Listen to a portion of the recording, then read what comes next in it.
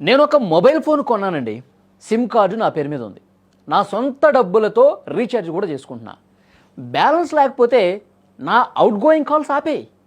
అది నీ వ్యాపార ధర్మం. కానీ ఎదుటివాడు నాకు చేసే కాల్ని పంపే మెసేజ్ని అడ్డుకోవటానికి నీకు అధికారం ఎవరిచ్చారు? నా ఫోన్ ఎప్పుడు మోగాలి, ఎప్పుడు మూగబోవాలి అని నిర్ణయించే యజమానివి నువ్వు ఎలా అవుతావు?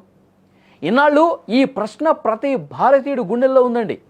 కానీ కార్పొరేట్ కంపెనీల మాయాజాలం ముందు సామాన్యుడు మౌనంగా ఉండిపోయాడు. ఈ మౌనాన్ని బద్దలు కొడుతూ పార్లమెంటు సాక్షిగా టెలికాం దిగ్గజాల తీరుపై విరుచుకుపడ్డారు ఆమ్ ఆద్మీ పార్టీ ఎంపీ రాఘవ్ చద్దా. ఆయన సంధించిన 6 అస్త్రాలు ఈ దేశ టెలికాం వ్యవస్థను ప్రశ్నిస్తున్నాయి ప్రస్తుతం. ఒకప్పుడు మొబైల్ విప్లవం మొదలైనప్పుడు ఇన్కమింగ్ ఫ్రీ అని చెప్పి ఊరువాడ సిమ్ కార్డులు పంచారు. ఇప్పుడు మార్కెట్ మొత్తం గుప్పిట్లోకి వచ్చాక డబ్బులు కడితేనే కాల్ వస్తుంది అని కండిషన్లు పెట్టడం, ముమ్మాటికి వినియోగదారుని మోసం చేయటమే. ఫోన్ స్విచ్ ఆఫ్ కాలేదు, సిమ్ బ్లాక్ కాలేదు, మరి కాల్ ఎందుకు రాదు? ఇది టెలికాం కంపెనీల డిజిటల్ పెత్తనం తప్ప మరొకటి కాదు. దేశంలో 40% మంది సామాన్యులు రోజువారీ కూలీలు ఉన్నారు. వారికి ప్రతి నెల 300 రూపాయలు పెట్టి రీఛార్జ్ చేయటం భారమే. వారం రోజులు పని లేకపోతే రీఛార్జ్ ఆగిపోవచ్చు. అటువంటప్పుడు వాడికి పనిచ్చే యజమాని ఫోన్ చేసినా, ఇంట్లో ఉన్న ముసలి తల్లిదండ్రులు ఫోన్ చేసినా కలవదు అని రావటం ఎంత దారుణం అండి. ARPU అనే పేరుతో కంపెనీలు తమ లాభాలను పెంచుకోవటానికి పేదవాడి గొంతు నొక్కేస్తూ ఉన్నాయి. చాలా బాధాకరమైన విషయం. నేడు భారతదేశం డిజిటల్ ఇండియాగా మారింది. రేషన్ షాప్లో వేలుముద్ర పడాలన్నా, బ్యాంకు నుంచి డబ్బులు విత్డ్రా చేయాలన్నా, ఆధార్ అప్డేట్ కావాలన్నా OTP తప్పనిసరి. ఇన్కమింగ్ సర్వీసులు నిలిపేస్తే ఆ ఫోన్కి మెసేజ్లు రావు కదా.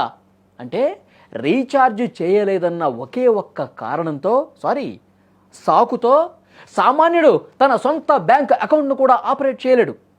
ప్రభుత్వ పథకాల సమాచారం అందదు అతనికి. ఇది సామాన్యుణ్ణి డిజిటల్ బానిసత్వంలోకి నెట్టడం కాదా? ప్రమాదాలు జరిగినప్పుడు లేదా అర్ధరాత్రి వేళ ఆపద సంభవించినప్పుడు వచ్చే ఫోన్ కాల్స్ ప్రాణాలను కాపాడతాయండి. ఆసుపత్రి నుంచి వచ్చే క్లిష్టమైన అప్డేట్స్ లేదా అత్యవసర పరిస్థితుల్లో కుటుంబ సభ్యులు చేసే కాల్స్ అందకుండా పోతే దానికి బాధ్యులు ఎవరండి? కేవలం 200 రూపాయల రీఛార్జ్ లేదని ఒక మనిషి ప్రాణాపాయంలో ఉన్నప్పుడు అందాల్సిన సమాచారాన్ని అడ్డుకోవటం నేరం కాదా ఇది? కంపెనీల లాభాల కంటే ప్రజల ప్రాణాలు తక్కువైపోయాయా మీకు? ఇది ఆమ్ ఆద్మీ పార్టీ ఎంపీ రాఘవ్ చద్దా పార్లమెంట్లో చాలా గట్టిగా నిలదీశారు. ఇక్కడ విచిత్రం ఏంటంటే, మీరు రీఛార్జ్ చేయకపోయినా కంపెనీల నుంచి వచ్చే ప్రమోషన్ కాల్స్, అలాగే లోన్ స్పామ్ కాల్స్ మాత్రం ఆగవండి. అవి వస్తానే ఉంటాయి. D&D రిజిస్టర్ చేసుకున్న సామాన్యుడిని వేధించే స్పామ్ కాల్స్ విషయంలో చేతులెత్తేసే కంపెనీలు అదే వినియోగదారుడికి అవసరమైన కాల్స్ విషయంలో మాత్రం ఎంత కఠినంగా వ్యవహరిస్తున్నాయి. డబ్బులు కడితేనే మనిషి మాట్లాడాలి, కట్టకపోతే మిషన్లు మాట్లాడతాయి అనే వింత పరిస్థితి నేడు నెలకొంది అంటే అసలు మనం ఏ సమాజంలో ఉన్నాం? కేంద్ర ప్రభుత్వాలు దీంట్లో మార్పులు చేయాల్సినటువంటి అవసరం లేదా? Telecom regulatory authority of India ఈ అరాచకాన్ని చూస్తూ ఊరుకోకూడదు కదా.